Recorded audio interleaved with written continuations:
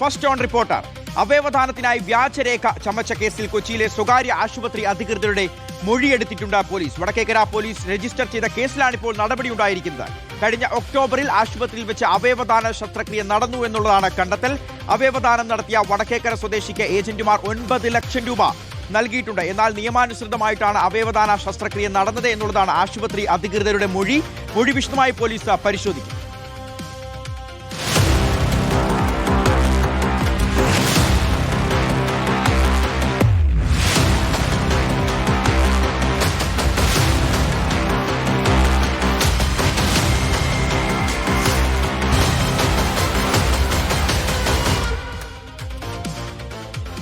ശരണ് ഈ വാർത്തയുടെ വിവരങ്ങൾ നൽകും. ശരണ്, ഈ ഒരു അവയവ കൊള്ളയിൽ പിടിയിലായിട്ടുള്ള കിങ് പിൻ നജീബ്, അയാളിൽ നിന്ന് ലഭിച്ച ഞെട്ടിക്കുന്ന വിവരങ്ങൾ, ഇയാളുടെ ഡയറിയിൽ കണ്ടെത്തിയ ഉന്നതരുടെ പേരുകൾ, ഇതിൽ രാഷ്ട്രീയ നേതാക്കളുണ്ട്, സിനിമാ താരങ്ങളുണ്ട്, അതോടൊപ്പം പോലീസ് സേനയ്ക്കുള്ളിലെ ഉന്നതരായ വ്യക്തികളുണ്ട്. ഇയാൾ ഈ പാവങ്ങളുടെ കയ്യിൽ നിന്ന് തട്ടിപ്പിലൂടെ സ്വന്തമാക്കിയ ലക്ഷങ്ങളും കോടികളും ഉപയോഗിച്ച് വാങ്ങിക്കൂട്ടിയ ഭൂസ്വത്തുക്കൾ ധാരാളമാണ്. ഇയാളുടെ രാജ്യാന്തര ബന്ധത്തെക്കുറിച്ചുള്ള അന്വേഷണം നടന്നിരുന്നു. അതിനേക്കാളൊക്കെ ഉപരി കേരളത്തിലെ ഒട്ടുമിക്ക എല്ലാ ജില്ലകളിലെയും സ്വകാര്യ ആശുപത്രികൾ ഇയാളെ ഈ അവയവക്കൊള്ളയ്ക്ക് സഹായിച്ചിട്ടുണ്ട്.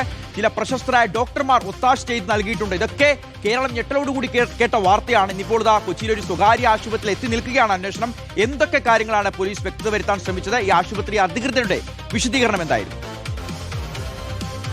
ഷിഹാസ്, അവയവദാനത്തിനായി വ്യാജരേഖ ചമച്ച കേസിൽ വളരെ പ്രധാനപ്പെട്ട നീക്കമാണ് ഇപ്പോൾ അന്വേഷണത്തിന്റെ ഭാഗത്തു നിന്നുണ്ടായിരിക്കുന്നത്. അതായത് കൊച്ചിയിലെ സ്വകാര്യ ആശുപത്രി അധികൃതരുടെ മൊഴി എടുത്തിരിക്കുകയാണ്. നേരത്തെ പ്രധാനപ്പെട്ട കണ്ടെത്തൽ വടക്കേക്കര പോലീസ് നടത്തിയിരുന്നു എന്നുള്ളതാണ്. അതായത് വടക്കേക്കര സ്വദേശിയായ ഒരു സ്ത്രീ കഴിഞ്ഞ ഒക്ടോബറിൽ ഈ ആശുപത്രിയിൽ വെച്ച് അവയവദാന ശസ്ത്രക്രിയയ്ക്ക് വിധേയമായി എന്നുള്ളതായിരുന്നു പോലീസിന്റെ കണ്ടെത്തൽ. അത് ഈ അവയവദാനം നടന്നിരിക്കുന്നത് വ്യാജരേഖകളുടെ സഹായത്തോടു കൂടിയാണെന്നൊരു വിലയിരുത്തൽ കൂടിയാണ് പോലീസ് നടത്തുകയും ചെയ്തിരുന്നത്. അതിൽ വ്യക്തത വരുത്താൻ വേണ്ടിയാണ് ഈ സ്വകാര്യ ആശുപത്രി അധികൃതരുടെ മൊഴിയെടുത്തത്. അപ്പോൾ അവർ പ്രധാനമായി പറഞ്ഞത് തങ്ങൾക്ക് ഈ അവയവ കച്ചവട റാക്കറ്റുമായി യാതൊരുവിധ ബന്ധവുമില്ല എന്നുള്ളതാണ്. ഒപ്പം തന്നെ നിയമാനുസൃതമായിട്ടാണ് അവയവദാനം നടന്നെന്നുള്ള മൊഴി കൂടിയാണ് നൽകിയിരിക്കുന്നത്.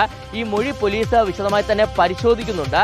ഏതെങ്കിലും വിധത്തിൽ പൊരുത്തക്കേടുകൾ കണ്ടെത്തിയാൽ സ്വാഭാവികമായിട്ടും വീണ്ടും ചോദ്യം ചെയ്യാനുള്ള നടപടികളിലേക്ക് കടക്കുകയും ചെയ്യും. മറ്റൊരു പ്രധാനപ്പെട്ട കാര്യം, ഈ അവയവദാതാവിന്, അതായത് ഈ വടക്കേക്കര സ്വദേശിയായ സ്ത്രീക്ക് 9 ലക്ഷം രൂപ ഏജന്റുമാർ നൽകിയിരുന്നു എന്നുള്ളത് പോലീസ് കണ്ടെത്തിയിരുന്നതാണ്. ഇതോടൊപ്പം തന്നെ ഈ അവയവം സ്വീകരിച്ച ആളെ കേന്ദ്രീകരിച്ചുള്ള അന്വേഷണത്തിലേക്ക് പോലീസ് നീങ്ങുകയാണ്. അതായത് അയാളുടെ മൊഴിയെടുക്കാനും രേഖകൾ പരിശോധിക്കാനും പോലീസ് തീരുമാനിച്ചിട്ടുണ്ട്. നേരത്തെ പോലീസ് കണ്ടെത്തിയിരുന്നത് ഈ ഡോക്ടർമാരുടെ പേരിലുള്ള സീലും ഒപ്പും ഒക്കെ തന്നെ പതിച്ച ലെറ്റർ പാഡ് ഉപയോഗിച്ച് ഈ തട്ടിപ്പ് നടന്നു എന്നുള്ളതാണ്. അപ്പോൾ ഏതൊക്കെ ഡോക്ടർമാരാണെന്നുള്ളത് ഐഡന്റിഫൈ ചെയ്തിട്ടുണ്ട്. ആ ഡോക്ടർമാരുടെ മൊഴിയെടുക്കാനുള്ള നടപടികളിലേക്ക് വൈകാതെ പോലീസ് കടക്കുകയും ചെയ്യും. എന്തായാലും ഇതോടൊപ്പം തന്നെ ഈ കേസിലെ മുഖ്യപ്രതിയായ നജീബിനെയും ഭാര്യ റഷീദയെയും കസ്റ്റഡിയിൽ വാങ്ങി ചോദ്യം ചെയ്യാനുള്ള നീക്കത്തിൽ കൂടിയാണ് പോലീസ് ഉള്ളത്. അതായത് ഈ സ്വകാര്യ ആശുപത്രിയിൽ വെച്ച് നടന്ന അവയവദാനം, ഒപ്പം തന്നെ ഈ ഡോക്ടർമാരുടെ പേരിലുള്ള സീലും ഒപ്പൊക്കെ തന്നെ പതിച്ചുള്ള ലെറ്റർ പാഡുകൾ തയ്യാറാക്കി അടക്കമുള്ള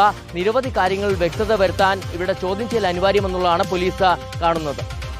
ശരി, ശരണാണി വാർത്തയുടെ വിവരങ്ങൾ നൽകിയത്. നിസ്സഹായരായ മനുഷ്യരുടെ അവർ അവയവം ദാനം ചെയ്യാൻ സമ്മതം മൂളുന്നത് തന്നെ അവരുടെ നിവൃത്തികേട് കൊണ്ടാണ്. അവർക്ക് 8-9 ലക്ഷം രൂപ നൽകും. അവയവം സ്വീകരിക്കുന്ന ആളുകളിൽ നിന്ന് 50-60 ലക്ഷം രൂപ വാങ്ങും. അപ്പോൾ ബാക്കി വരുന്ന പണം അത്രയും ഈ നടുവിൽ നിന്ന് കളിക്കുന്ന ഈ അവയവ കൊള്ളക്കാർക്കുള്ള ലാഭമാണ്. അപ്പോൾ ഇത്തരത്തിലുള്ള അവയവ കൊള്ളയ്ക്ക് എങ്ങനെയാണ് ഈ സ്വകാര്യ ആശുപത്രികൾ സഹായിച്ചിരിക്കുന്നത്? ഡോക്ടർമാർ ഏത് തരത്തിൽ സഹായിച്ചിട്ടുണ്ട്? അപ്പോൾ അന്വേഷണം ഏറ്റവും പ്രധാനപ്പെട്ട ഘട്ടത്തിലൂടെ കടന്നു പോവുകയാണ്. ആശുപത്രി സംബന്ധിച്ച വിവരങ്ങൾ പോലീസിൽ നിന്ന് കൂടുതൽ വ്യക്തത വരുമ്പോൾ ഉറപ്പായും പ്രേക്ഷകരിലേക്ക് കൃത്യമായി എത്തിക്കുകയും ചെയ്യാം.